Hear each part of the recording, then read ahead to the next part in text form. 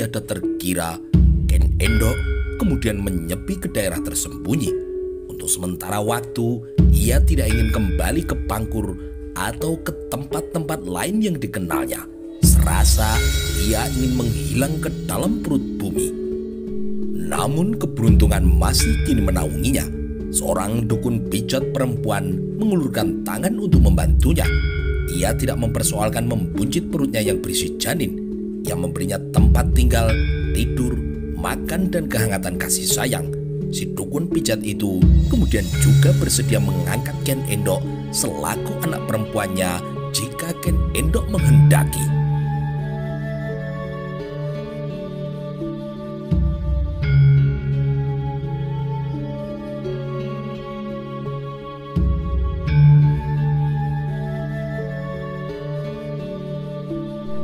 Sedikit keberuntungan itu ternyata mampu menyejukkan hati Ken Endok.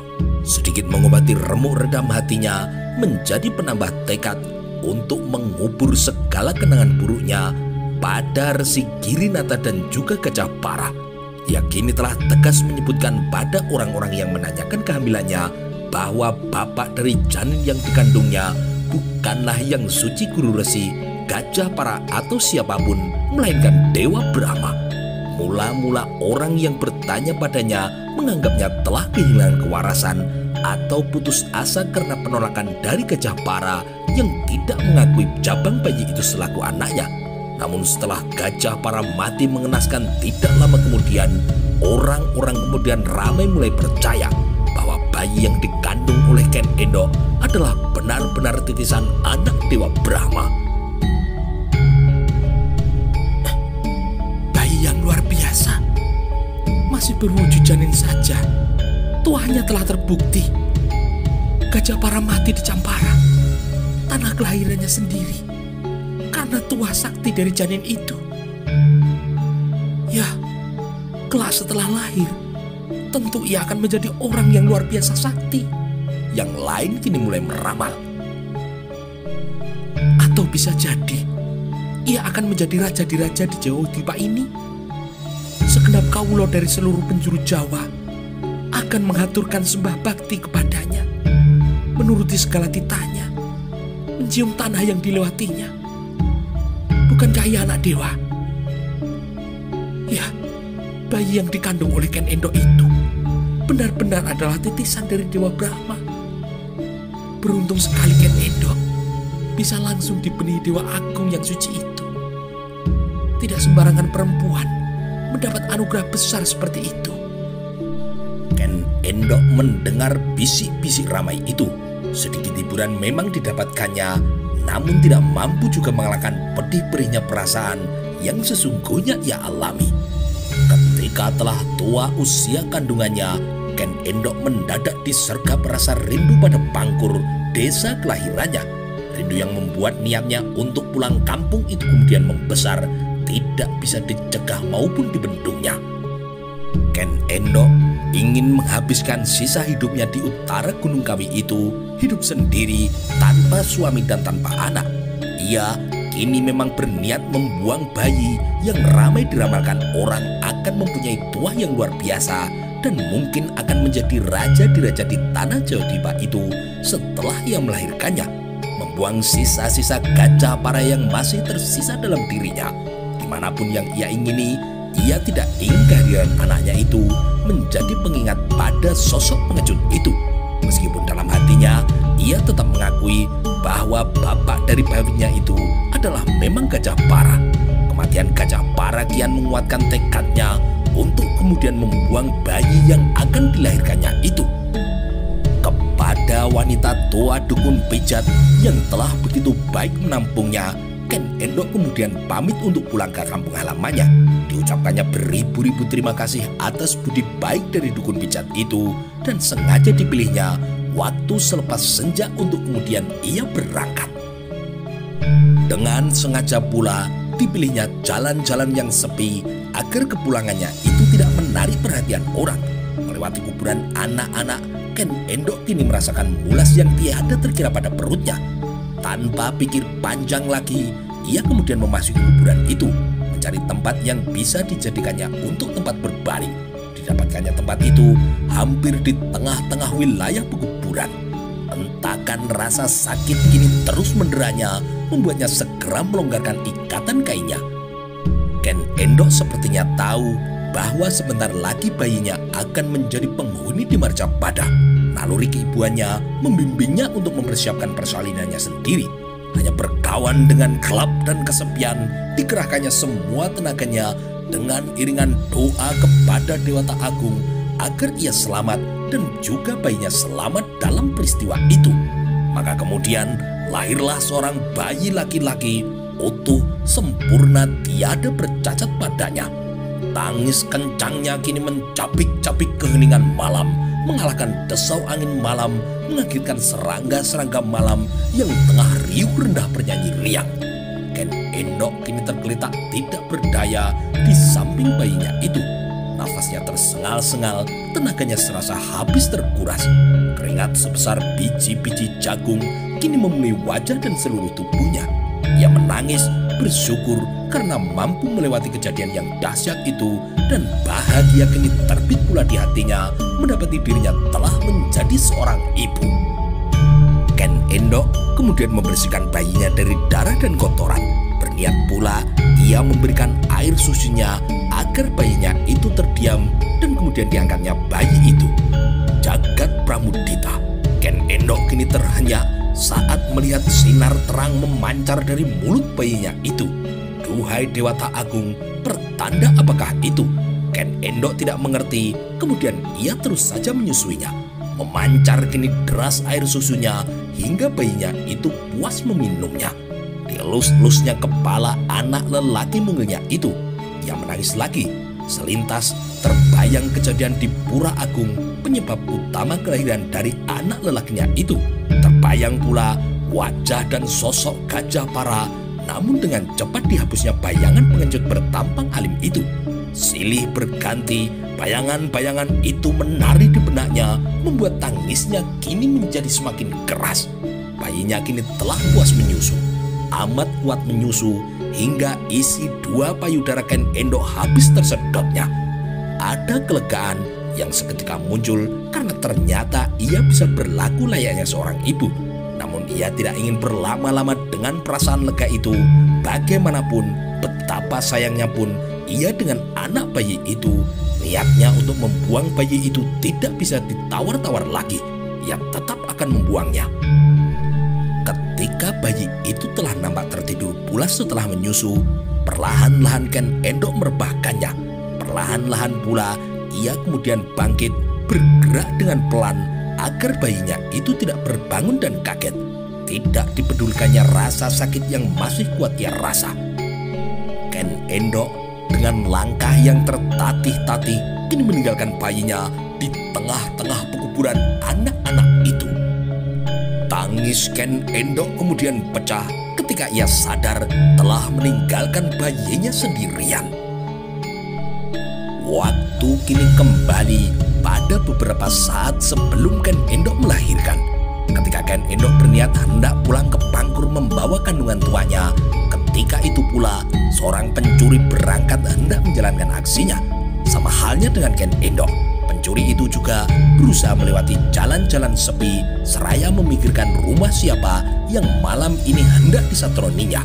Ia berjalan dengan sangat hati-hati, waspada, mengendap-endap seakan takut menginjak sesuatu yang bisa menimbulkan suara yang mencurigakan. Pandangan matanya diliarkan seliar musang hingga mampu menangkap suatu wujud dalam kegelapan malam. Pencuri itu adalah Ki Lembong namanya, pencuri ulung yang tinggal di daerah Lebak, tidak jauh dari Pangkur. Ia adalah seorang yang piawai bersandiwara dalam perilaku sehari-hari, hingga tidak seorang pun dari warga Lebak yang mengetahui pekerjaan buruknya. Warga Lebak mengenal Ki Lembong selaku seorang pedagang barang bekas, karena Ki Lembong mengharapkan dirinya mencuri di desanya sendiri. Sasaran pencuriannya pun bukan asal-asalan. Ia hanya mencuri harta dari orang kaya yang buta dan tuli pada nasib orang-orang miskin di sekitarnya. Ki Lembong menyebut mereka dengan sebutan kaum keparat.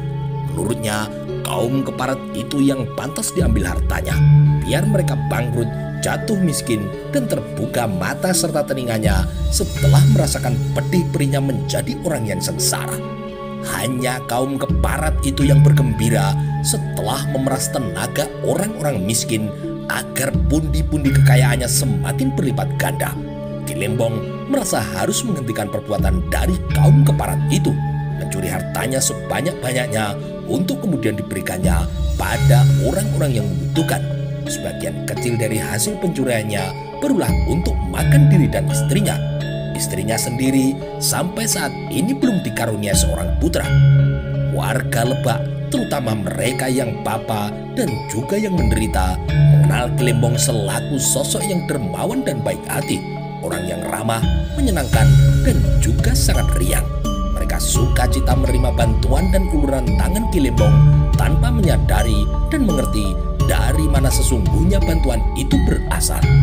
Tengah Ki Lembong berjalan dengan segala kewaspadaannya, telinga tajamnya kini mendengar suara tangisan bayi. Tangis bayi hingga kemudian ia terperanjat, lantas semakin ditajamkannya pendengarannya, maka semakin jelas pula suara tangis bayi itu kemudian terdengar. Jagat Dewa Batara. Rasa penasaran dan keheranan kini menyeruak tinggi di hati Ki Lembong. Ia kemudian berjalan tetap dengan sikap waspada dan hati-hatinya mencari sumber suara yang mencurigakan itu. Keheranan dan penasaran Ki Lembong menguat meninggi saat diketahuinya sumber suara itu berasal dari tengah-tengah pekuburan. Aneh sekali. Tangisan bayi dari arah pekuburan. Sungguh sangat aneh. Rasa penasaran dan keheranan Ki Lembong kini mampu mengalahkan segalanya. Dengan hati-hati, Ki Lembong memasuki area pekuburan itu. Ia kian menajamkan pandangan, menentukan kepastian sumber suara tangisan itu. Ki Lembong kini hampir saja terjengkang jatuh ketika mendapati sumber suara itu. Bukan hanya seorang bayi yang menangis saja yang kini ia temukan, melainkan keanehan luar biasa yang belum pernah ia lihat seumur hidupnya. Seorang bayi laki-laki dengan mulut yang memancarkan cahaya terang melebihi terangnya lampu. Jagat Dewa Batara. Ki Lembong kini berdesis, ditepuknya pipi kirinya sendiri dengan tepukan yang agak keras untuk meyakinkan dirinya bahwa kini ia tidak sedang bermimpi. Cabang bayi yang luar biasa. Tidak pernah kusaksikan kejadian maha hebat seperti ini. Terlintas dalam benakku pun tidak. Jagat Dewa Batara Agung. Sejenak Ki Lembong mencari berkeliling. Barangkali ada seseorang lain di tempat itu selain dirinya. Barangkali ada orang tua si bayi ajaib itu, karena mustahil bayi itu adalah anak genderuwo. Ya, anak manusia, hanya luar biasa keanehan yang terdapat dalam dirinya. Setelah sekian waktu mengamati, tidak juga ditemukan siapapun di tempat itu. Ki Lembong kini menjadi bingung, hendak diapakan bayi itu. Teringat dirinya tidak juga mempunyai anak hingga saat itu, ditambah pula dengan tangis bayi itu tidak juga berhenti. Ki Lembong kemudian bertekad mengambil bayi itu. Barangkali Dewa Tanan Agung memang mengabulkan doanya untuk mendapatkan anak melalui cara yang aneh seperti itu. Ia tetap berkeyakinan doanya pasti akan dikabulkan meskipun ia adalah hanya seorang pencuri. Ki Lembong dengan hati-hati mengambil bayi itu. Didekapnya dengan lembut bayi itu, ditularkannya kehangatan tubuhnya. Bayi itu sejenak menghentikan tangisnya, dan dalam kegelapan malam, Ki Lembong menutup wajah mungil dari bayi itu. Dengan tidak menunggu waktu yang terlalu lama, Ki Lembong kemudian bergegas membawa bayi temuannya itu kembali ke rumahnya. Kakang, apa kau sudah gila hingga kau kini mencuri bayi, Kakang? Pelankan suaramu. Siapa yang mencuri? Bayi ini kutemukan di tengah-tengah pekuburan. Entah anak siapa dia. Ia tergeletak begitu saja di kuburan itu. Kakang, kau Kau jangan berdusta, Kakang. Aku tidak berdusta. Demi Dewata Agung, aku berbicara yang sesungguhnya. Jangan kau sangkut-sangkutkan Dewata Agung dalam sumpahmu itu, Kang. Ingat pekerjaanmu. Dasar cerewet, banyak mulut kau ini.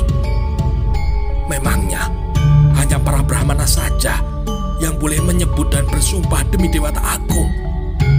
Memangnya hanya kaum hartawan keparat itu yang boleh menyebut asma Dewata Agung? Tidak. Asmanya tetap mulia untuk disebut siapa saja, termasuk diriku, termasuk oleh orang bebal sepertimu.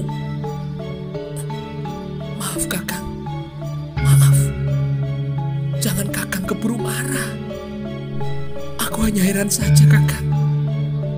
Aku heran melihatmu pulang membawa bayi ini. Aku takut orang tua bayi ini akan melabrak kita dan menuduh kita mengambil bayinya, Kang. Aku sudah berusaha berkeliling mencarinya, tetapi tidak kutemukan siapapun di kuburan itu. Hanya bayi ini saja yang tergolek sendirian. Kasihan benar kondisinya. Kalau kubiarkan ia di sana, bisa-bisa ia akan mati kedinginan atau mati dimangsa oleh hewan buas. Kalau nanti ada orang yang mengaku sebagai orang tuanya, akan aku hadapi dengan jantan.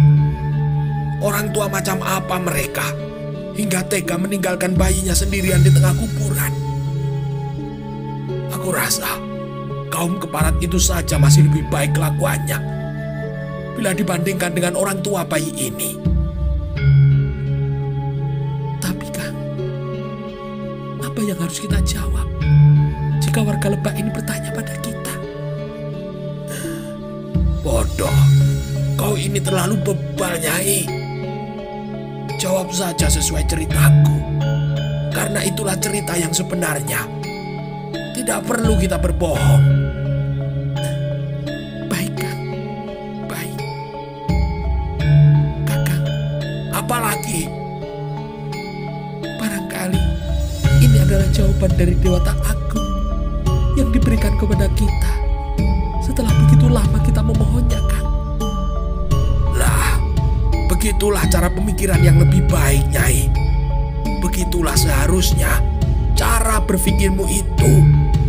Jangan hanya mengumbar kebebalan saja, atau malah menuduhku yang bukan-bukan.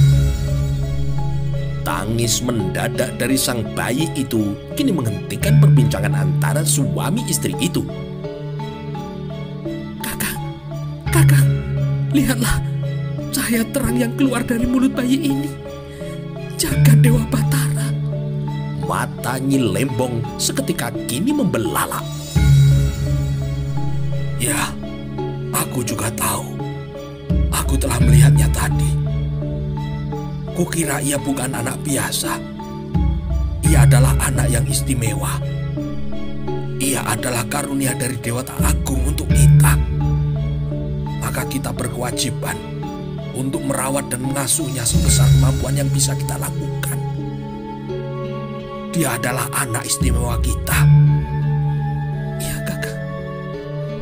Berita penemuan bayi itu kini menyebar dengan luas, amat cepat tersiar.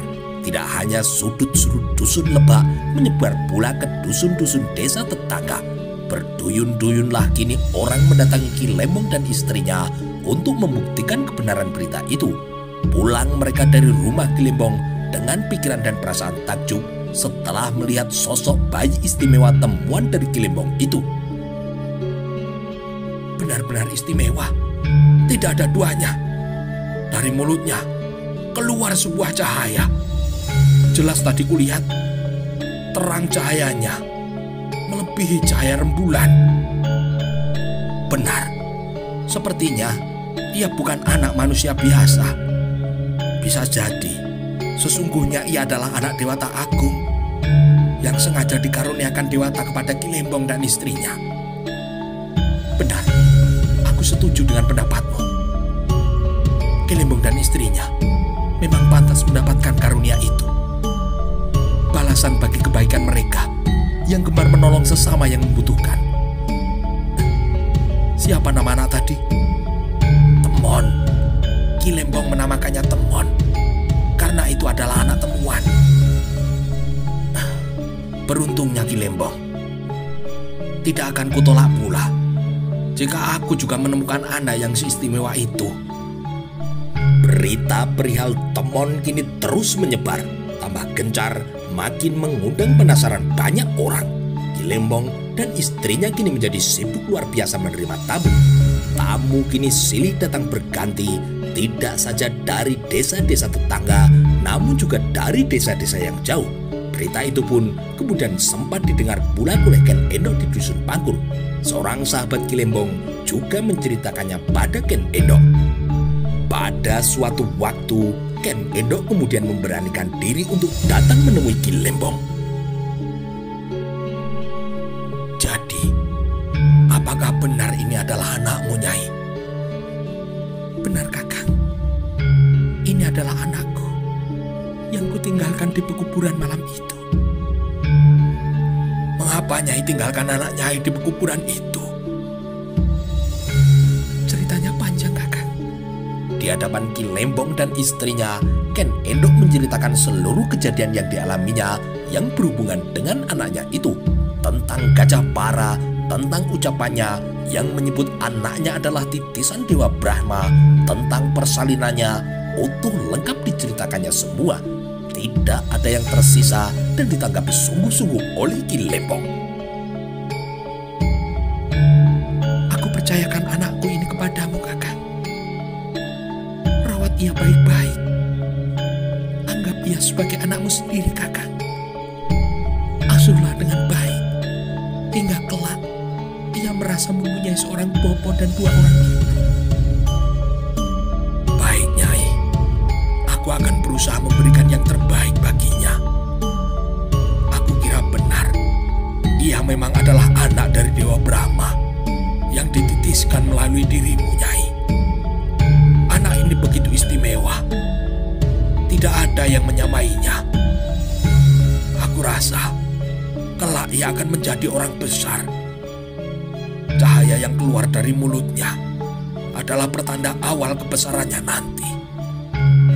Semoga Dewata Agung memanjangkan umur kita hingga kita bisa menyaksikan kebesaran dan juga keagungannya nanti. Baik, Kakang. Semoga saja. Ken Endok kemudian kembali ke Pangkur. Telah puaslah kini hatinya, anaknya telah berada di tangan orang yang dianggapnya tepat. Ia juga berharap ucapan Ki Lembong itu menjadi sebuah kenyataan. Apakah ini adalah rencana Dewata Agung pada dirinya yang dulu disebutkan oleh Resi Girinata kepadanya? Ken Endok tidak tahu dan tidak berusaha untuk mencoba mencari tahu. Dalam asuhan Ki Lembong, Temon kini beranjak bertumbuh besar. Asuhan yang penuh cinta dan kasih sayang, kemanjaan dan keistimewaan dari keduanya membentuk Temon menjadi anak yang bandel. Ia sangat nakal, maunya menang sendiri, suka memaksakan kehendaknya, dan pantang menerima kekalahan. Seperti pantangnya ia berlaku untuk cengeng. Ia juga dikenal pemberani dan seolah tidak kenal kata menyerah. Paling pantang ia ditantang.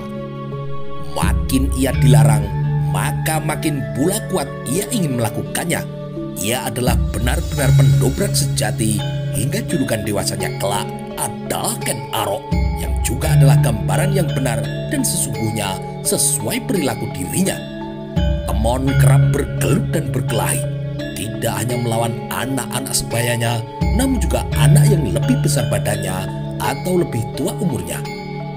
Naluri bertarungnya sangat tinggi, pintar dan cerdik. Ia menggunakan kepalan tangan dan juga tendangan kakinya dalam berkelahi. Sangat keras pula hentakan pukulan atau tendangannya.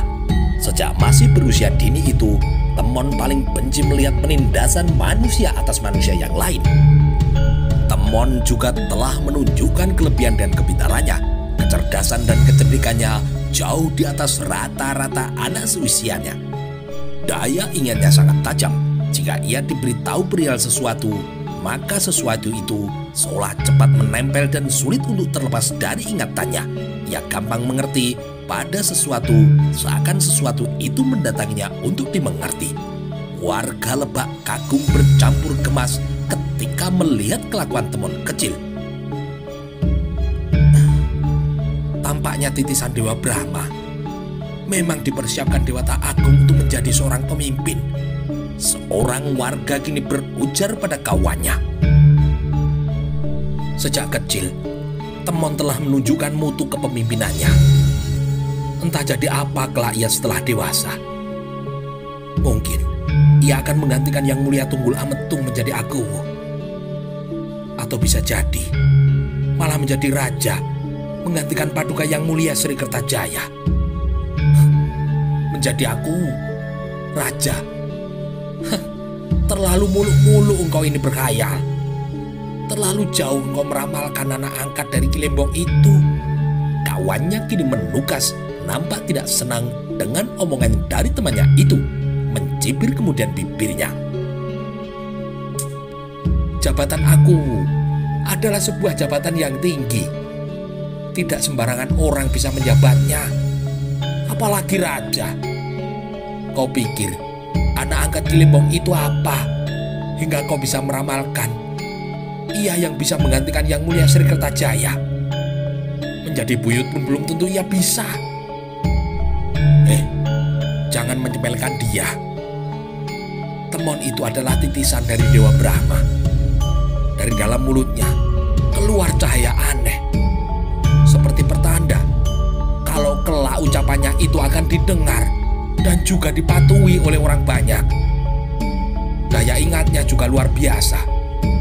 Laksana mendapat cuaran langsung dari Yang Ganesha. Sedari kecil, daya tahan tubuhnya juga nampak mengagumkan. Ia pasti akan menjadi kuat dan sakti mandraguna jika mendapatkan guru kanuragan yang tepat. Apalagi yang kurang dari dirinya. Aku rasa ia bisa saja menjadi Agowo dan bahkan bisa juga menjadi raja di kemudian hari. Siapa tahu? Banyak kurangnya. Menjadi Agowo itu karena ditunjuk langsung oleh Yang Mulia Baginda Raja. Menjadi raja harus berasal dari keturunan raja. Lah Temon menjadi raja apa kalau ia statusnya hanya anak temuan? Lagi pula tidak jelas juga bapaknya. Meskipun ia disebut-sebut sebagai titisan Dewa Brahma. Menjadi Agowo, apa kau pikir Paduka Yang Mulia Sri Kertajaya akan mau mengangkatnya? Mengangkat seorang anak temuan seperti itu? Terlalu mengada-ada kau ini. Sudah, untuk apa kita berdebat yang tiada guna seperti ini? Membicarakan sesuatu yang mustahil untuk terjadi. Wes, ayo kita kerja saja.